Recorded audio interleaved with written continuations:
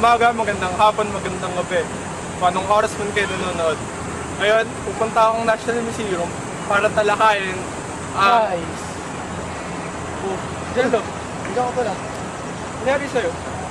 Gusto ko kasing dumala eh. Saan ba pwedeng pumunta? May alam ka ba kung saan? Ayan, tamang-tama. May kasama na ako pumunta ng National Museum. Ngayon, pupunta kami National Museum para talakayin at ipakita sa inyo iba't ibang artifacts ng Pilipinas at iba pa. Tara, tara tayo. 3, 2, 1. So, nandito na kami sa National Museum. Tara, samahan niyo kami.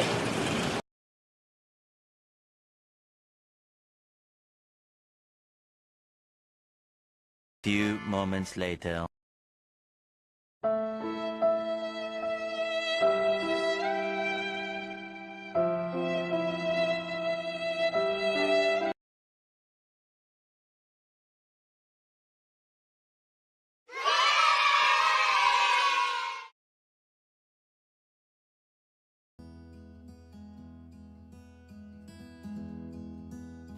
So, hi guys. So, time check. It's still 9:30 and 10 a.m. pa yung open na museum. So, we still have time to show you the infrastructure of the National Museum. So, the museum is located at Padre Burgos Avenue, Ermita, Manila. So,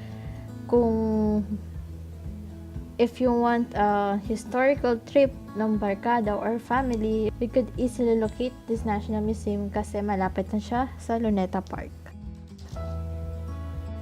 It was stated, the National Museum, a trust of the government, is an educational, scientific, and cultural institution that acquires documents, preserves, exhibits, and fosters scholarly study and public appreciation of works of art, specimens, and cultural and historical artifacts, representative of our unique the cultural heritage of the Filipino people and the natural history of the Philippines.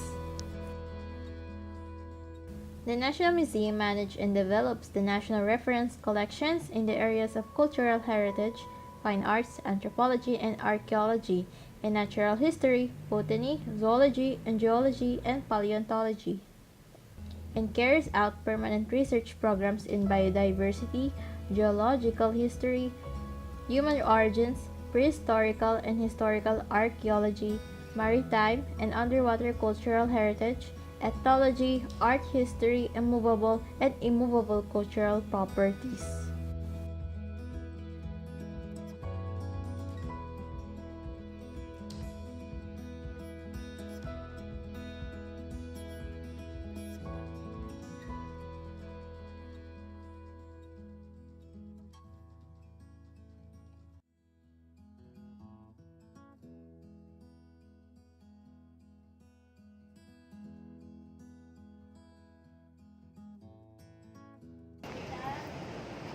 Spolarium. The painting features a glimpse of Roman history centered on the bloody carnage brought by gladiatorial matches. Spolarium is a Latin word referring to the basement of the Roman Colosseum where the fallen and dying gladiators are dumped and devoid. At the center of Luna's painting are fallen gladiators being dragged by Roman soldiers. On the left, spectators ardently wait their chance to strip off the combatant. On the left, spectators ardently await their chance to strip off the combatants of their metal helmets and other armory. In contrast with those featured on the left, the right side meanwhile presents a somber mood. An old man carries a torch, perhaps searching for his son, while a woman weeps the death of her loved one.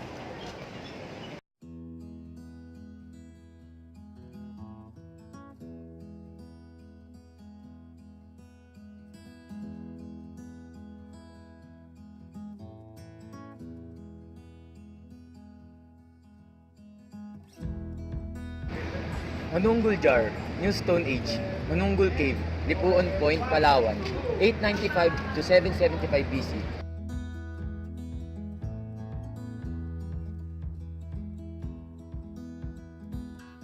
Cultural treasure found in the early 1960s in Manunggul Cave, Lipuon Point, Palawan is a secondary burial jar. The upper portion of the jar as well as the cover is incised with a curvilinear scroll designs and painted with natural iron and hematite. On the top of the jar cover or lid is a boat with two human figures representing two souls on a voyage to the afterlife. The boatman is seated behind the figure whose hands are crossed on the chest. The position of the hands is a traditional Filipino practice observed when arranging the corpse, which is unrevealed in Southeast Asia and considered as the work of the master potter, signifies the belief of the early Filipinos in life after death. It is dated to the late Neolithic period, about 1890 to 710 BC.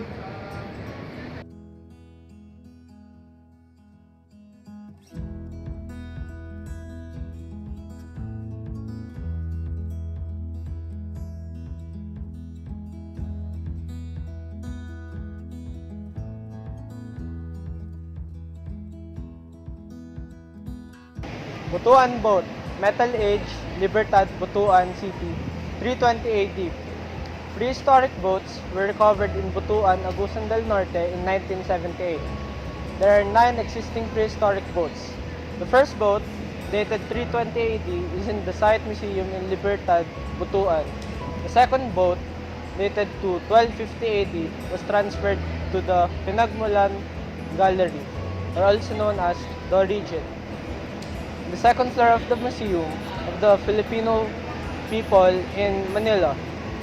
The third boat, dated 990 AD, is in the Butuan Regional Museum, Agusan del Norte, Southern Philippines.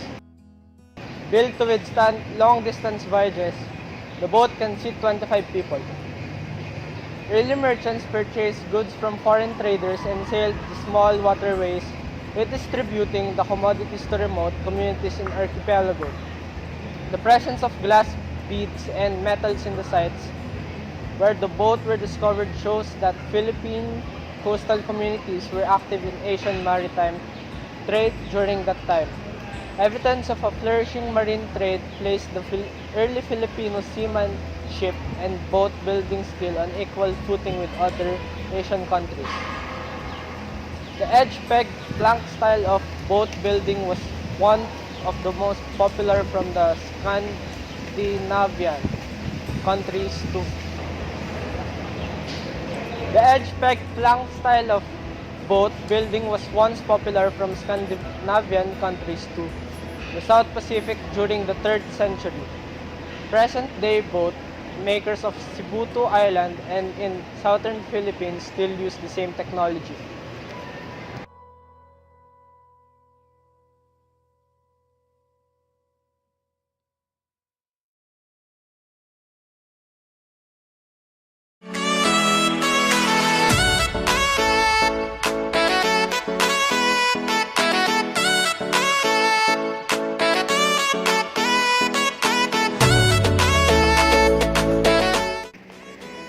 History is considered a treasure. It is where we learn how lucky we are and how rich the Filipino culture is. On every artwork made by Filipino artists and preserved artifacts by the National Museum is one way of showing to the people, despite of having a roller coaster journey, we could still see the inner beauty of what our country has been through. With those artifacts, we will see what we were like before that will help us to understand and value a historical treasure that is more than the money. We're hoping showing some of the featured marks of our history will help you guys know that we have so much to be proud of as a Filipino.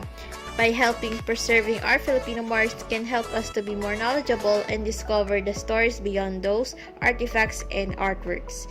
Thank you for watching!